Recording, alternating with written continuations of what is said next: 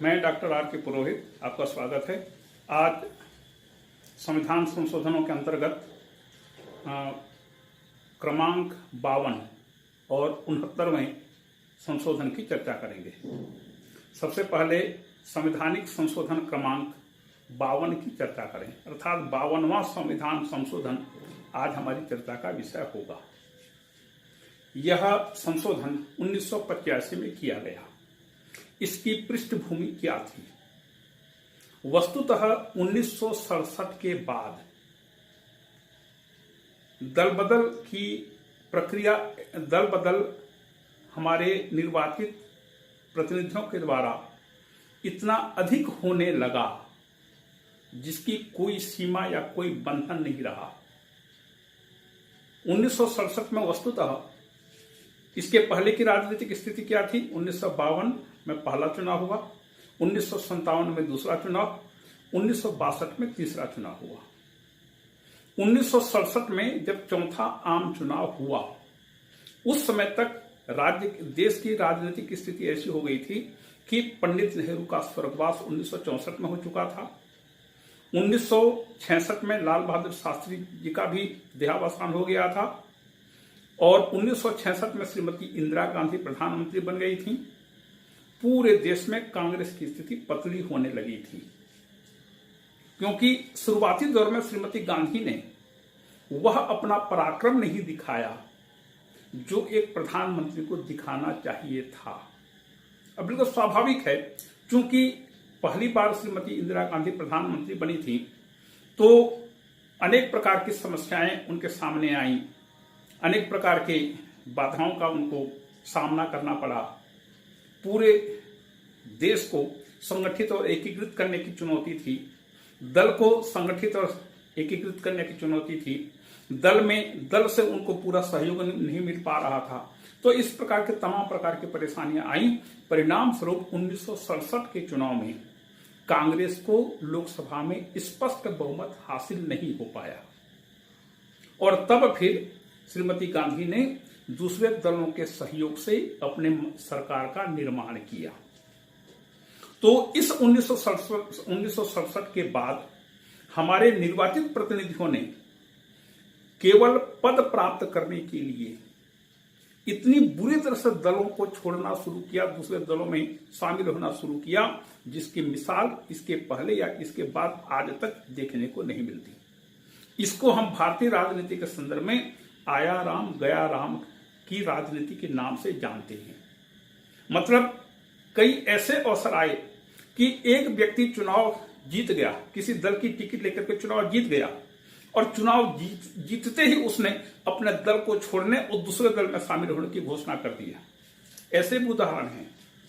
मतलब दल इसलिए छोड़ने लगे हमारे निर्वाचित प्रतिनिधि, सांसद हो चाहे विधायक हो, कि हमको मंत्री पद मिल जाए, किसी निगम में या किसी ऑफिस में अध्यक्ष का पद मिल जाए, केवल पद प्राप्त करने के लिए या पैसे का प्रलोभन।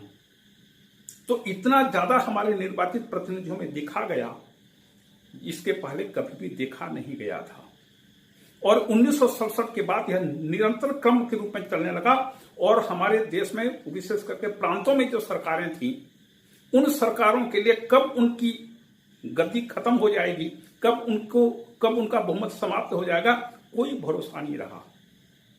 कि रात को सोते समय बहुमत उनको था और सवेरे जब जगे तब पता चला कि उनका बहुमत खत्म हो गया है और अनेक विधायकों ने दल छोड़कर के दूसरे दल में सम्मिलित होने की घोषणा कर दी है। यहां तक की स्थिति उत्पन्न हुई। तो यह क्रम लगातार चलते रहा। जब 1984 में श्रीमती गांधी की मृत्यु के बाद नए निर्वाचन हुए, उसमें लगभग 80% सीटें लोकसभा में राजीव गांधी ने हासिल कर लिया, प्राप्त कर लिया। तब उनको भी थोड़ा सा ये आशंका होने लगी कि कहीं कांग्रेस के हमारे सांसद भी दल बदल न कर देवें, और अनेक प्रकार की बातें थी। और इन सब को मिलाकर के फिर राजीव गांधी की सरकार ने 1985 में 52वां संशोधन संविधान में किया और विशेष करके अनुच्छेद 102 और 191 में संशोधन किया। संविधान में 10वीं अनुसूची सम्मिलित की गई, जोड़ी गई। जब संविधान बना था तब कुल मिलाकर 8 अनुसूचियां थी। 9वीं अनुसूची 1951 में जोड़ा गया और इसका उद्देश्य था, 9वीं अनुसूची को सम्मिलित करने का उद्देश्य था कि भूमि सुधार संबंधी जो केंद्र के कानून थे, राज्य सरकारों के कानून थे, इन सभी कानूनों को एक विशेष अनुसूची में सम्मिलित किया जाए और इसको न्यायपालिका के पुनर्निरीक्षण से दूर रखा जाए। इसलिए 9वीं अनुसूची 1951 में ही संविधान में जोड़ दिया गया और 10वीं अनुसूची को 1985 में बनाया गया। तो इसमें कौन कौन से प्रावधान थे? अनुच्छेद 102। अनुच्छेद 102 में संसद सदस्यों की अयोग्यता के बारे में उल्लेख है। इसी प्रकार से अनुच्छेद 191 में राज्य विधानमंडल मतलब विधायकों के अयोग्यता का वर्णन है और इसके अंतर्गत प्रावधान किया गया कि यदि कोई निर्वाचित सदस्य है, चाहे विधानसभा विधान परिषद के लिए हो, चाहे राज्यसभा लोकसभा के लिए हो, यदि कोई निर्वाचित सदस्य दल बदल करता है तो उसकी सदस्यता का क्या होगा? यहां पर एक प्रश्न उपस्थित होता है कि हम अपने भारत में जब अपने प्रतिनिधियों का निर्वाचन करते हैं तो ये प्रतिनिधि निर्वाचित किस आधार पर होते हैं? भारत का कोई मतदाता किसी उम्मीदवार को वोट किस आधार पर देता है? व्यक्तिगत आधार पर या दलगत आधार पर? स्वाभाविक दलगत आधार पर देता है। व्यक्तिगत आधार पर निर्वाचन बहुत कम होता है। यह संभव है कि कोई एक व्यक्ति, कोई एक नागरिक एक खास निर्वाचन क्षेत्र में बहुत ज्यादा लोकप्रिय हो। ऐसे आजकल बहुत कम या लगभग नहीं के बराबर हैं। किसी जमाने में हुआ करते थे कि उस निर्वाचन क्षेत्र के लगभग 70-80% वोट किसी एक उम्मीदवार को मिलते थे क्योंकि वह अपने क्षेत्र में बहुत लोकप्रिय हुआ करता था। लेकिन अब यह स्थिति नहीं रही। तो भारत में मतदाता बहुत कम रूप में व्यक्तिगत आधार पर वोट देता है और अधिकांश रूप में वह किसी दल विशेष को वोट देता है। दल विशेष के पक्ष में वह अपना वोट देता है। मान लीजिए कोई भी कैसा भी व्यक्ति हो, हम उसको जानते नहीं, देखे नहीं, पहचानते नहीं, कुछ भी नहीं, लेकिन किसी दल के प्रति यदि हमारी भावना है, हमारा समर्थन है, तो कैंडिडेट को हम नहीं देते, हम दल को देख करके वोट देते हैं। तो जब एक दल की टिकट लेकर के कोई व्यक्ति निर्वाचित होता है, लोकसभा राज्यसभा का सदस्य बनता है अथवा राज्य विधानसभा विधान परिषद का सदस्य बनता है, तो यदि इस बीच इस 5 वर्ष की अवधि के पहले यदि वह अपने दल को छोड़ करके किसी दूसरे दल में सम्मिलित हो जाता है तो यह जनता के प्रति विश्वासघात माना जा सकता है कि जनता ने जिस दल को विश्वास करके वोट दिया वह उस दल को छोड़ करके दूसरे दल का दामन थाम रहा है, दूसरे दल की सदस्यता यदि ग्रहण कर रहा है तो यह जनता के प्रति धोखेबाजी है। तो इसमें प्रावधान यह किया गया कि यदि कोई निर्वाचित सदस्य किसी दूसरे दल में सम्मिलित हो जाता है या ऐसा कोई व्यवहार करता है तो उसकी सदस्यता समाप्त की जा सकेगी। तो दल की सदन की सदस्यता समाप्त हो जाएगी यदि प्रावधान यह किया गया कि किसी निर्वाचित सदस्य की सदस्यता सदन से समाप्त मानी जाएगी यदि नंबर 1 यदि वह दल से त्याग पत्र दे देता है। यह पहला प्रावधान था। यदि कोई एक दल की टिकट लेकर के चुनाव लड़ता है, चुनाव में जीतता है, चुनाव जीतने के बाद यदि सदस्य होते हुए किसी भी सदन का सदस्य यदि है और यदि वह अपने दल को छोड़ देता है, दल से त्याग पत्र दे देता है, तो उसकी सदन की सदस्यता समाप्त मानी जाएगी। दूसरा, यदि वह पार्टी व्हिप के विरुद्ध मतदान करता है, व्हिप मतलब कोड़ा, चाबुक जिससे हम जानवरों को हाँकते हैं उसको व्हिप कहते हैं और व्हिप का प्रयोग राजनीति में भी होता है। तो व्हिप का मतलब होता है जब किसी महत्वपूर्ण विषय पर या सदन में मतदान के प्रश्न पर कोई बात होती है तो प्रत्येक दल अपने सदस्यों को व्हिप जारी करता है, मतलब निर्देश जारी करता है कि आप अमुक तारीख को सदन में उपस्थित रहें और मतदान में अमुक प्रस्ताव का विरोध या समर्थन करें। और दल के जितने भी सदस्य हैं उनके लिए यह अनिवार्य होता है कि वे पार्टी निर्देश के अनुरूप किसी प्रस्ताव का, विधेयक का समर्थन करेंगे या विरोध करेंगे। और यदि मान लीजिए कोई संसद सदस्य या विधानमंडल का सदस्य पार्टी व्हिप के विरुद्ध मतदान करता है, पार्टी ने निर्देश दिया उसका समर्थन करना है, लेकिन यदि वो उसके विरोध में यदि वो वोट डालता है और जब दल को पता चलता है तो दल 15 दिन के अंदर यदि उसको माफ नहीं करता है तो उसकी सदस्यता समाप्त मानी जाएगी।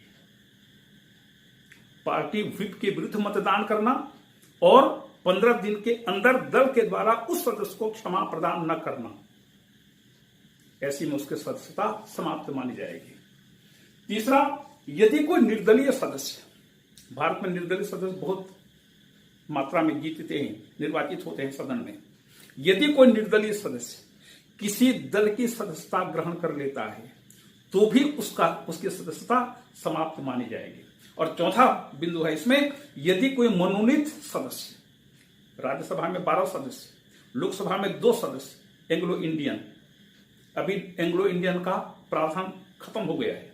कैसे खत्म हुआ है कि 2020 के बाद ये जो प्रावधान था, लोकसभा में 2 आंग्ल भारतीय सदस्यों का मनोनयन राष्ट्रपति करेंगे, इस प्रावधान का नवीनीकरण नहीं किया गया है।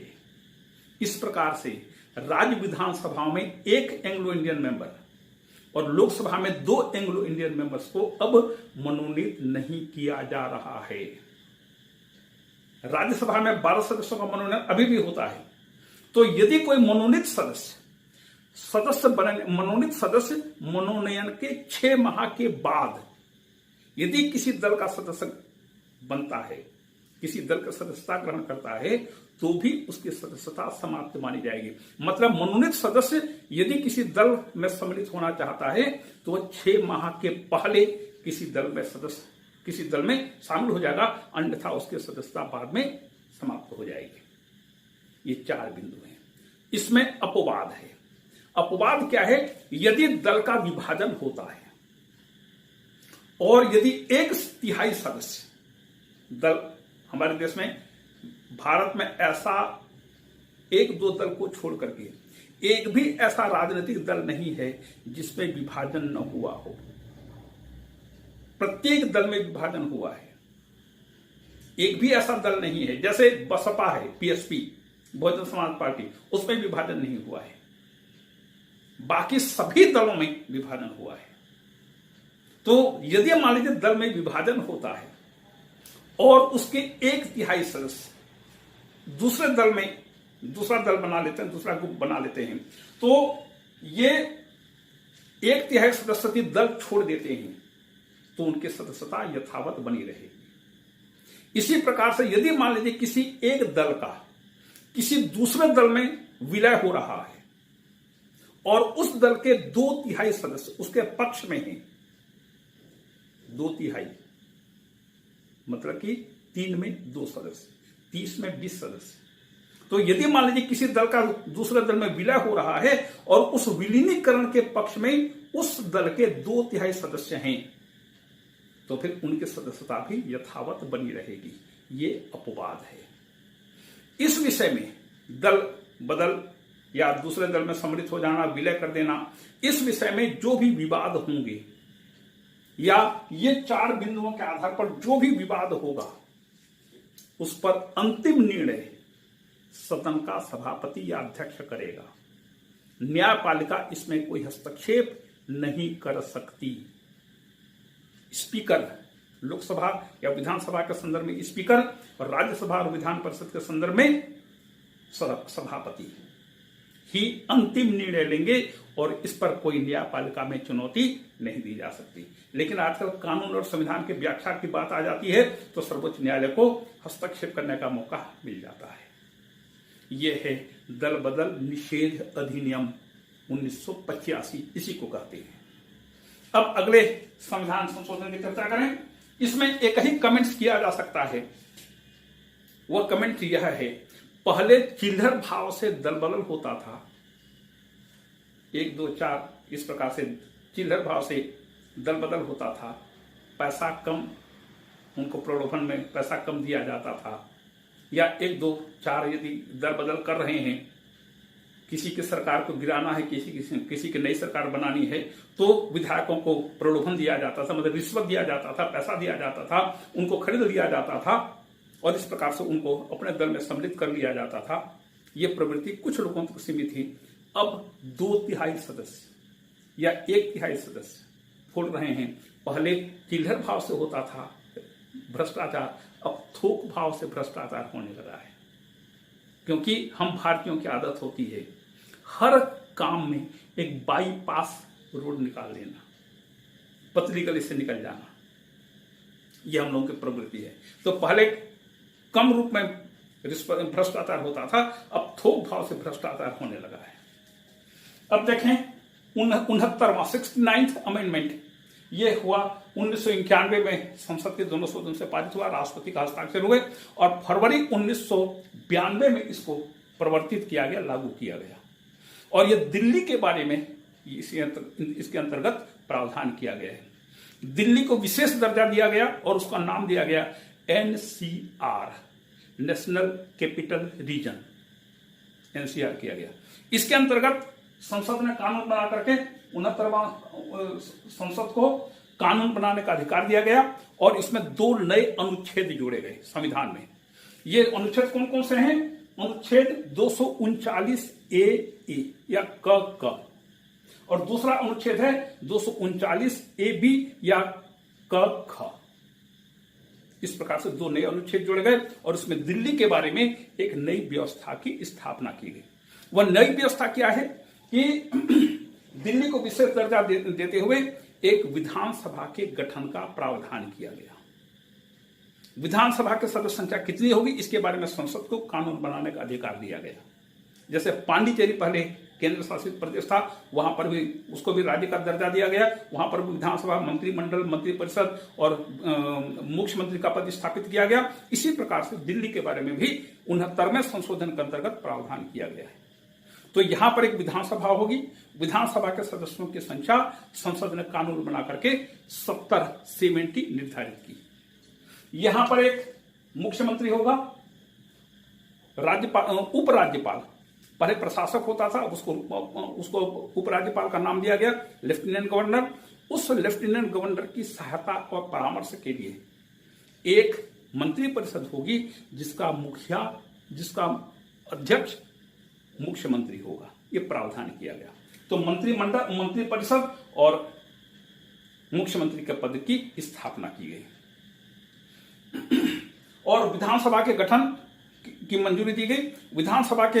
विधानसभा को कुछ शक्तियां दी गई। वह शक्तियां कौन कौन सी थी कि राज्य सूची और समवर्ती सूची के विषयों पर कानून बनाने का अधिकार विधानसभा को दिया गया। जो अधिकार अन्य राज्यों को प्राप्त है वही अधिकार दिल्ली विधानसभा को भी दिया गया। लेकिन NCR होने के कारण राज्य सूची में जो विषय लिखे गए हैं, इस राज्य सूची के विषयों के अंतर्गत सबसे नंबर 1 लोक व्यवस्था, शांति व्यवस्था, दूसरा पुलिस, तीसरा भूमि, चौथा अपराध विधि, पांचवां निम्न न्यायालयों की स्थापना और छठवां राज्य सूची के अंतर्गत किसी भी विषय पर फीस या शुल्क या कर आदि निर्धारित करना। इन 6 विषयों पर दिल्ली की विधानसभा कोई कानून नहीं बना सकती। इस पर कानून संसद बना सकती है। तो दिल्ली की विधानसभा पर इतने प्रतिबंध हैं। निर्वाचन, जैसा सामान्य निर्वाचन होता है उसी प्रकार से निर्वाचन होंगे। जिस दल को बहुमत मिलेगा, राष्ट्रपति उस दल के नेता को मुख्यमंत्री नियुक्त करेंगे और मुख्यमंत्री के परामर्श पर राष्ट्रपति अन्य मंत्रियों की नियुक्ति करेंगे और राज्यपाल, उपराज्यपाल मुख्यमंत्री और अन्य मंत्रियों को पद और गोपनीयता की शपथ दिलाएगा। देखिए, राष्ट्रपति नियुक्त करेंगे लेकिन उपराज्यपाल शपथ दिलाएगा। उपराज्यपाल को उसके कार्यों में सहायता एवं परामर्श देने के लिए जो मंत्री परिषद होगी, वह उस मंत्री परिषद की सलाह पर सामान्य रूप में उपराज्यपाल काम करेंगे। लेकिन यदि मान लीजिए मंत्री परिषद और उपराज्यपाल के बीच यदि कोई मतभेद उत्पन्न हो जाए, तो मतभेद उत्पन्न हो जाए तो इसके लिए राष्ट्रपति को विषय सौंपा जाएगा। लेकिन जब राष्ट्रपति के पास कोई विषय विचाराधीन है तो वह जब निर्णय देगा तब तो वह अंतिम होगा। लेकिन मान लीजिए अभी विचाराधीन है राष्ट्रपति के पास कोई विषय और इसी बीच त्वरित कार्यवाही की आवश्यकता पड़ गई, तो राज्यपाल त्वरित कार्यवाही अपने विवेक से निर्णय लेकर कर सकता है। ये विशेष अधिकार उपराज्यपाल को दिया गया है। और राज्य विधानसभा जो भी कानून बनाएगी उस पर यदि राष्ट्रपति की समवर्ती सूची में विशेष करके यदि राज्य विधानसभा कोई कानून बनाती है समवर्ती सूची के विषय पर, तो उस पर राष्ट्रपति की स्वीकृति आवश्यक होगी। और यदि मान लीजिए संसद ने बाद में ऐसा है उस विषय पर फिर कानून बनाया, तो स्वाभाविक है चूंकि राष्ट्रपति की स्वीकृति मिल चुकी है, इसलिए राज्य विधानसभा द्वारा पारित कानून ऊपर होगा, संसद का कानून लागू नहीं होगा। लेकिन संसद चाहे तो उस विषय पर एक नया कानून बना करके राज्य सरकार के उस कानून को निरस्त कर सकती है, निष्प्रभावी घोषित कर सकती है। इसे मैं रिपीट करता हूं, यदि मान लीजिए समवर्ती सूची के विषय पर राज्य विधानसभा ने कोई कानून बनाया, कोई विधेयक पास किया, राष्ट्रपति की स्वीकृति मिल गई, राष्ट्रपति स्वीकृति मिल गई और बाद में संसद ने उस पर कोई नया कानून बनाया, तो चूंकि राष्ट्रपति की स्वीकृति मिल चुकी है पहले उस विषय पर कानून पर, इसलिए राज्य सरकार का कानून मान्य होगा, संसद का कानून मान्य नहीं होगा। किंतु संसद चाहे तो कभी भी उस विषय पर नया कानून बना करके राज्य सरकार के उस कानून को निष्प्रभावी घोषित कर सकती है। मतलब संसद की सर्वोच्चता यहां पर दिल्ली पर स्थापित कर दी गई है। और आगे मान लीजिए संवैधानिक संकट की स्थिति आ गई, संवैधानिक संकट, तो यदि मान लीजिए उपराज्यपाल की रिपोर्ट के आधार पर या राष्ट्रपति को इस बात का समाधान हो जाता है कि दिल्ली सरकार का कामकाज संवैधानिक प्रावधानों के अनुसार के अनुरूप नहीं चल पा रहा है, तो राष्ट्रपति दिल्ली में संवैधानिक संकट की घोषणा कर सकते हैं। अथवा एक और प्रावधान है, यदि मान लीजिए केंद्र सरकार सोचती है कि राष्ट्रीय राजधानी क्षेत्र पर सामान्य प्रशासन के लिए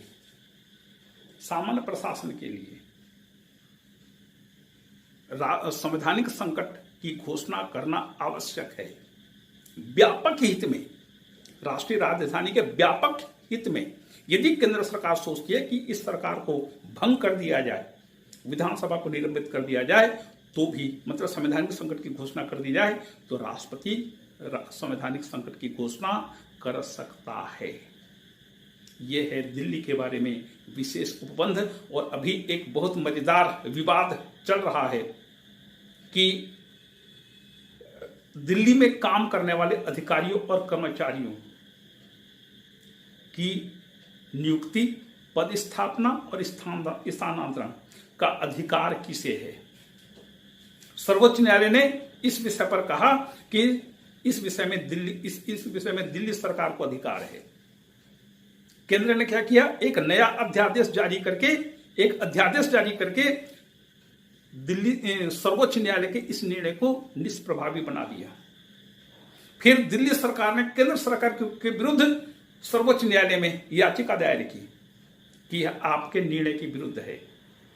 अब सर्वोच्च न्यायालय ने इस विषय को संविधान पीठ को सौंपा है और संविधान पीठ इस विषय पर विचार करेगी कि दिल्ली के अंदर जो कर्मचारी अधिकारी हैं उनकी नियुक्ति, पदस्थापना और स्थानांतरण का अधिकार दिल्ली सरकार को होना चाहिए या केंद्र सरकार को होना चाहिए।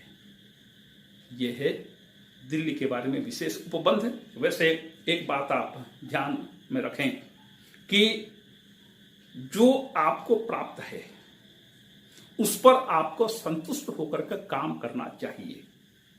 यदि आप हर दृष्टि में नकारात्मक दृष्टिकोण अपनाएं, आप आगे नहीं बढ़ सकते। तो जो है उस पर खुशी मनाइए।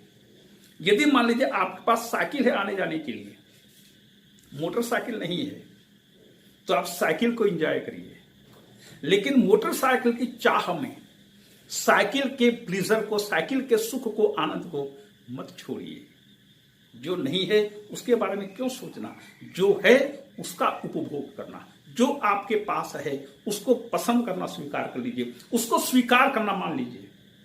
आप अच्छा काम करेंगे, आगे बढ़ेंगे। जब अभी अरविंद केजरीवाल की सरकार दूसरा अपना कार्यकाल कर रही है, जब पहले कार्यकाल में आपकी सरकार बनी तो उसका पूरा 4 साल इसी विवाद में बीता कि हमको अधिकार नहीं है, हमको और अधिकार दो, और अधिकार दो। क्या दिल्ली में पहली बार सरकार बनी थी? नहीं, इसके पहले भी सरकारें बन चुकी थी और सरकारों ने अपने दायरे में रहते हुए बढ़िया काम किया। जो भी काम किया उनको शिकायत नहीं रही केंद्र सरकार से। लेकिन जैसे ही आपकी सरकार बनी उसको शिकायत शुरू हो गया कि हमको वो चाहिए, वो चाहिए, और चाहिए, और चाहिए। तो ऐसे नकारात्मक दृष्टिकोण यदि आपका रहेगा, आप काम नहीं कर पाएंगे, बदनाम अधिक होंगे। तो जो है उसको स्वीकार करना सीखिए। इसी के साथ ये आज की चर्चा समाप्त हुई। आपको धन्यवाद।